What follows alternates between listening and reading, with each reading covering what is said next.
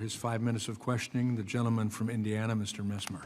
Okay, thank you, Chairman, and thank you, Secretary, for being here today. Of course, Appreciate glad to be here. appreciate your phone call earlier this week. In my 36 years as a prior business owner of a family business that's been in 54 years in the construction industry, in that time dealing with hundreds of employees, we've never had an incident where we had an employee deal with a heat-related issue on the job. I cannot believe that my experience is unique, and I question the need for the proposed heat rule that was rolled out under the Biden administration.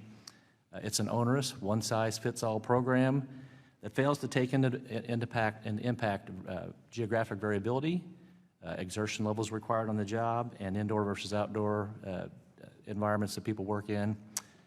You mentioned earlier on a labor-related question from my colleague from South Carolina that a one-size-fits-all program does not work. In the context of the proposed heat rule, do you also agree that a one-size-fits-all program is not workable? Absolutely.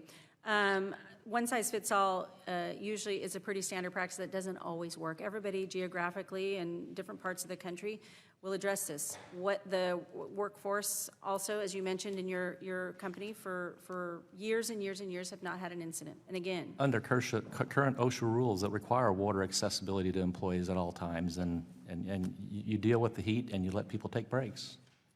OSHA's goal is to uphold those standards. We want to keep our workers safe. We want to work with our businesses and our companies so that whatever rulemaking and litigation comes forward, that we're protecting, one, the American worker, and the compliance is there, and that we can determine that. And I would look to Congress, but as this is under active rulemaking, I hate to say it again, I can't have a full detailed discussion with you, but we will continue to work with all the stakeholders, including companies like yourself, and businesses in order to gather that information, go through those transcripts, and then report back as we move through the rulemaking process through the Department of Labor. Well, I appreciate that. As the department moves forward with their public hearings, we'll be able to share that information gathered back to myself and the members of the committee? Absolutely. Okay.